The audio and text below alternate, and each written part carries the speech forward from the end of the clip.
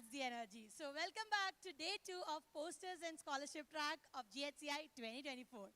So today we have a lineup of promising, as exciting as day 1, with thought-provoking conversations, inspiring lightning talks, and deep dives into technology and leadership.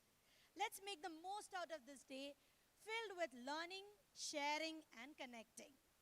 So let's kick off this with a fascinating conversation with Chitra Gurjar, Engineering Head India at Calfis, and Anurag Mishra, Senior Technical Product Manager, Boeing. Together, they'll explore how early career professionals can transition from unconventional paths to success careerful in technology. So I welcome both the speakers onto stage. So once again, put your hands together for our first session of the day.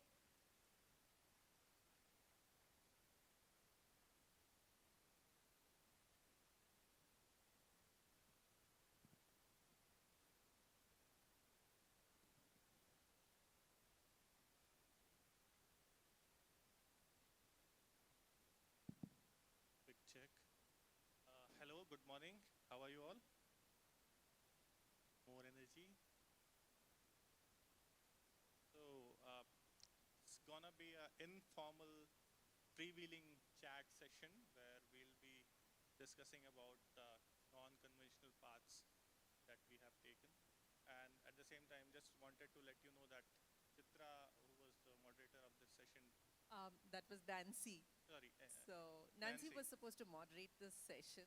Uh, that's been entrusted to Anurag and myself to do. And why don't you go ahead, Anurag?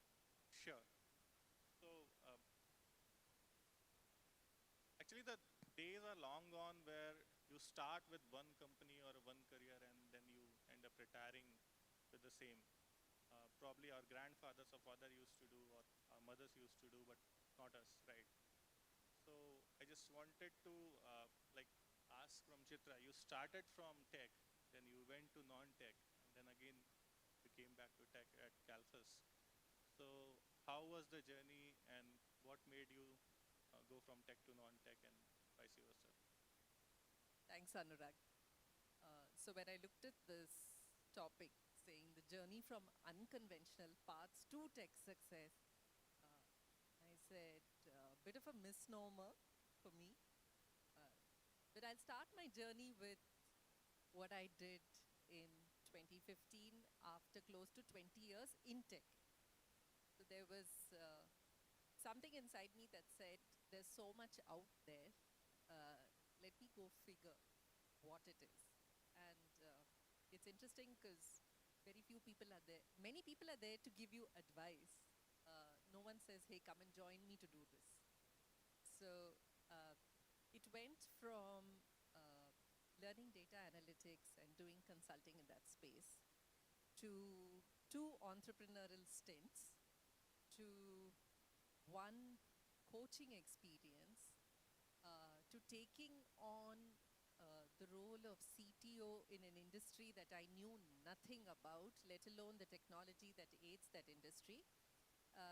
And then I always say life comes full circle to come back to a company like Calfus, which has been the core of my journey for the large part of my career, which has been in software engineering. So we'll take more during questions, but that's just a brief start. Anurag, you have had unconventional start and very unconventional perspectives to what constitutes tech success. So what is it for you? Yeah, so first of all, what is unconventional for me may be conventional for you. So there is no direct or straight meaning to it. Uh, we talk a lot about following a path which has been defined by others who are in front of us, the leaders or the people who inspire us. I would say that the path you have to take is probably the one best defined by you. So I was a like I was destined to work in tech because I was an engineer by trade. But throughout my college, it was never came to my mind that I'll end up with IT. I was an electrical engineer by choice, by trade, and then shifted to IT because one fine day I ended up getting placed in Infosys. So from there on, I grew to love the information technology side of things. Uh, and when I got a hang of okay, what we do for our customers, people around us, and information technology or technology per se cuts into every industry in some form of the other. And that's where the kind of it gave me the satisfaction. Okay, I'm not into a tech which I was planning for, but definitely I'm into something which is more unique, where I get the perspective of different domains, different kind of problems that I'm solving for the users. So I would say it was not that unconventional, but in a way it helped me grow into a professional where I got a chance to work with communication, heavy engineering, avionics, the space, and that was something I really liked about this journey. Thanks, Anurag. And I like what you say is that nothing is unconventional, but it's what you make of it, which I think has held very true for me as well. Uh, as part of your work with Boeing, what struck me is the fact that um, an aircraft has thousands and thousands of components, and as part of your work, you land up working with so many people. Um, and that in itself is an unconventionality of some sort. So, what's it working like with different people representing different businesses, different functions, different workflows? What does that look like? Yeah, so uh, for an organization like Boeing, which deals with a lot of suppliers which are part of different geographies and different countries they operate in, the work culture, the law of the land, and the way people understand different things is something which makes it more unique and challenging. So what I would say is, while you are working with machines, machines have a certain way to take instruction and respond to it. While you're working with the humans, it kind of varies. So you need to understand the human first, the culture first, the organization or the country before you start creating some perception about them. It's better don't go with the preconceived notions about okay, if someone belongs from India, that person will be like this, or someone belongs to US, that person will be like that, and it is very different to what we see in the movies or the in the in the media that we consume. Uh, what I like about working in a global ecosystem is you get a chance to learn every day from your like peers, from the people who have been working on some complex problem with you, or the people who really make a difference on that particular piece of equipment which goes into a plane. So it's been a very rewarding knowing people from different backgrounds and cultures. How about you when you went with to NetApp and you started working closely with the counterparts in US and teams in US? How was it managing the Indian ecosystem and the US ecosystem? Yeah. It's interesting you say that because coding and building a product is a lot more, like you rightly said, about understanding stakeholder expectations, and that's a nuance, I think, which is key to any technology that you work with or you deliver as a solution, right? Whether you're a creator or a consumer of technology, um, that I think is a very key sense to develop. So not only while working with NetApp, but I'd like to, narrate a story which very recently happened within Calphus itself. We have multiple engineering groups and technology solution groups. And when we were sitting across the table, uh, suddenly one of the persons representing our ERP conversation said, how can AI and ML make this particular process so much easier for our customers? And those are the kind of conversations which are unconventional. When you look at true collaboration across technologies in terms of enabling your customer do their job better, drive profits for their business. And the minute, like you said, your mind shifts towards that, then it also provokes a very different kind of thinking within an engineering team in terms of how you approach solution development itself. It's no longer about the latest and greatest technology and the fact that you can do it, but it's what's the best pieces that we need to put together to enable our customers' success. And another point which you talked about in terms of working with different kinds of people, and I found that for a good 9 years in the Indian ecosystem itself, because I think we have so many use cases here that are untapped. So if I reflect on my experience at Apollo Ayurved hospitals, it was not about technology delivering an EHR system, which is an employee health record system, right? It was about the interaction between patients and doctors, which unless you experience, so you can experience it as a patient, all of us have visited doctors, you can experience it as a doctor, but can you visualize it as an observer when that consultation is going on, right? Because the effectiveness of a system from a patient point of view is, have I been understood? Has my condition been understood? Will I recover? And the point of view from the doctor is, how do I know my patient is recovering? How do I know my treatment is working? How can I do my job better? And then you begin to understand how that system can be built. So I think tech success lies in enabling things for end users, for customers. It's about what value you can create for others. And I think as people who work with technology, we always need to wear that hat of customer first for success. Any message for the audience who is looking to transition from an unconventional slash conventional to a tech role?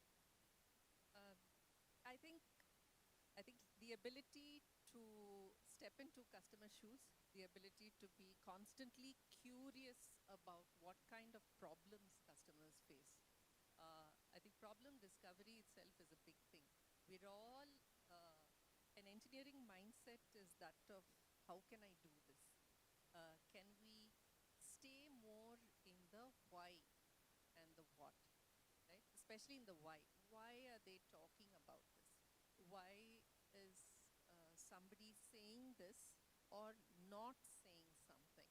And I think that itself is a process. Right? During conversations with customers, very often they really don't say directly what it is they want. Otherwise, we would have all really been building great solutions very fast, getting their business up and going. It's also about tuning into what they're not seeing, right? And that comes with our own ability to tune in to customers and their problems and their ecosystems and everything around them. Just to add that point, I know you guys are uh, having all kinds of thoughts and doubts when you are trying to transition or thinking about the transition. First and foremost, tech now is more welcoming to the people who are not from essentially from tech background or a coding background than it was 10 years earlier. With the advent of new roles, designer, product owner, product manager, it has become much more easier to get into a tech company these days. And also, if you are wondering about, okay, I don't know ready yet, my resume is not that great. Uh, so I would say don't wait for perfection in your preparation or in your resume or stuff. Don't really get disheartened by, okay, there is a requisition in the company and there are already 400 resumes there. The truth is, market is filled with lot of good opportunities, but there are less skilled or less talented people compared to the opportunities. If you have like 400 resumes for a rec, 90% of the resumes don't even get shortlisted for the next round.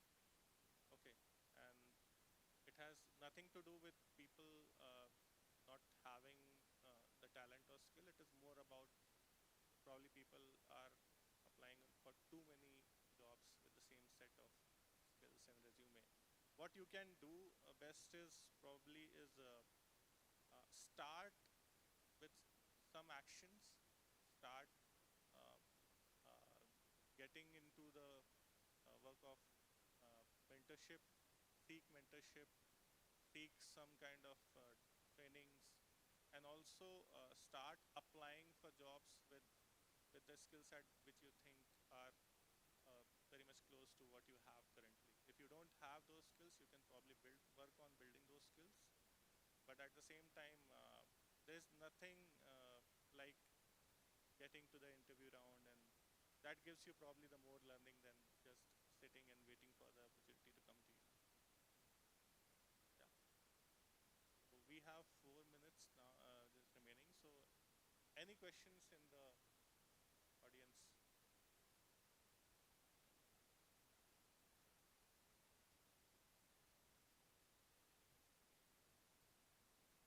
Thank you, Anurag. I like the fact that you said don't wait, but just find ways of building experience and opportunity for yourself.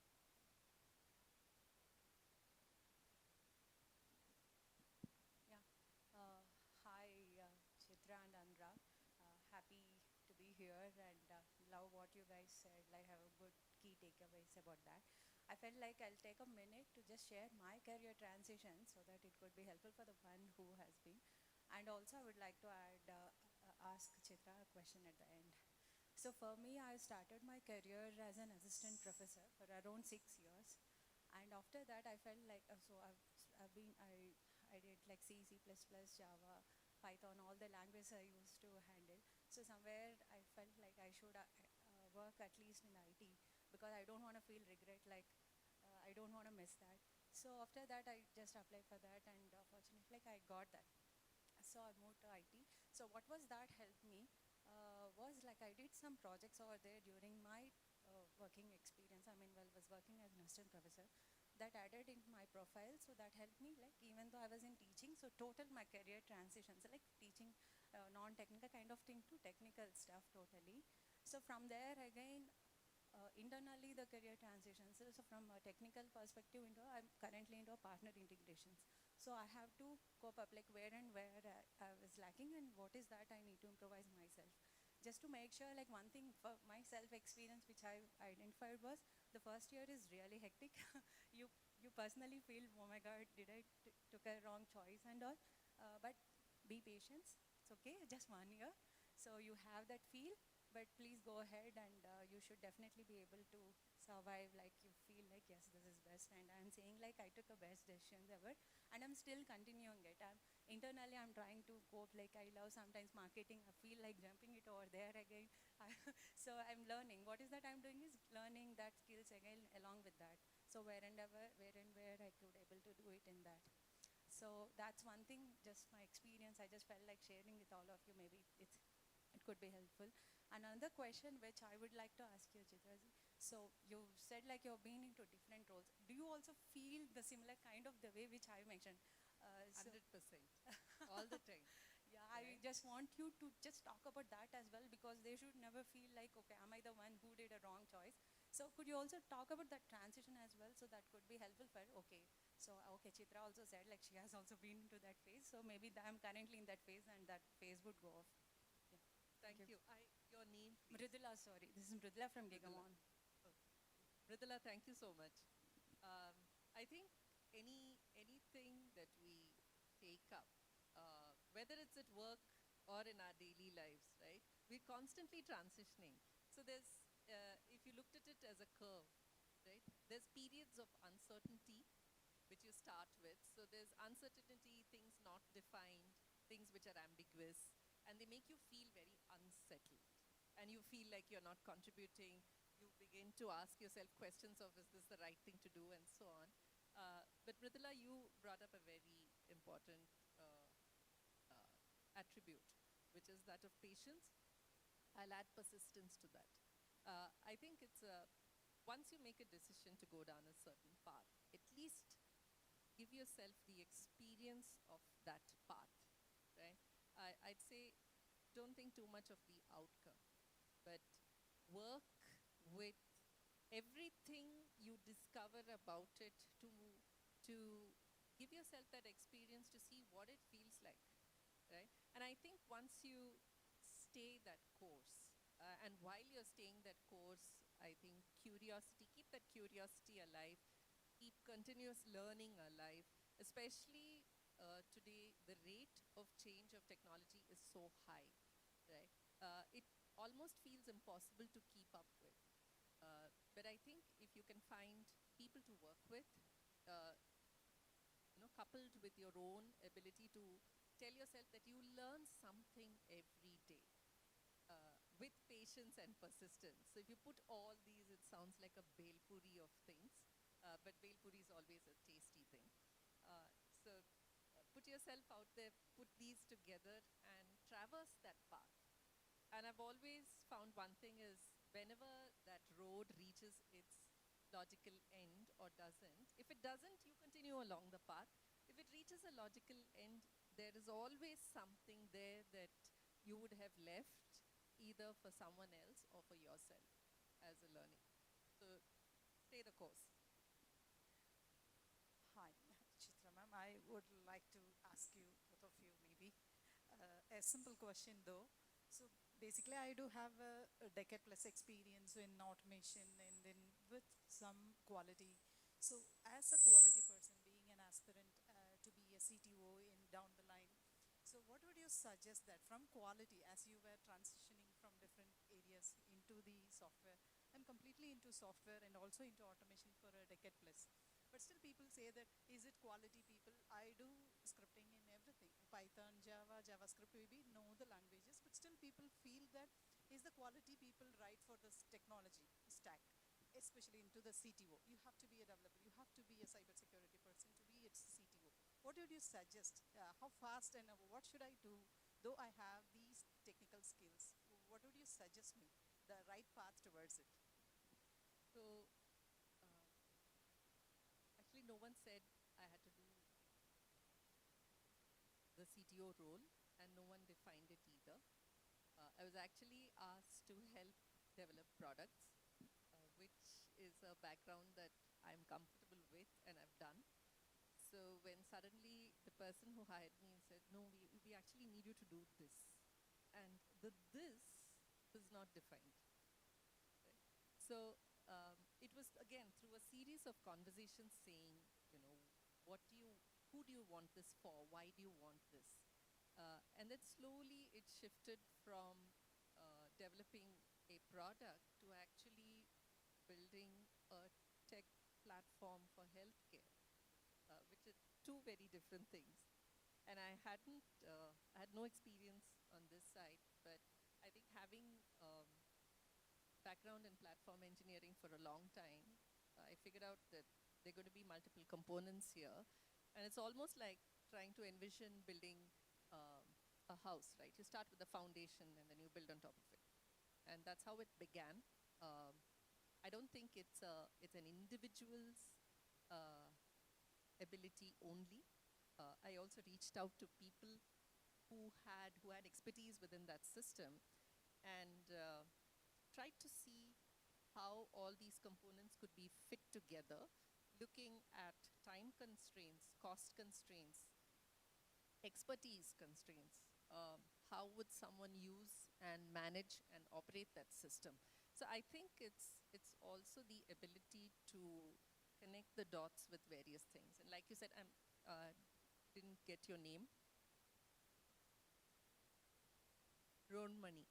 Yeah. So with with an expertise like yours, you have multi-language expertise. You have the ability to understand how to test any system, right? It's literally a black box. But within that, there are workflows. There are so many other things. So you have an ability to understand a whole system and how it all fits together, right? And I think that is perhaps your superpower, right? And the context in which you apply these abilities, I think, is what makes success out of it. Yeah, just to add, next time someone says you are not in tech, quality is integral part of the tech. Okay, don't. Yes. Done. Do we have time for another question?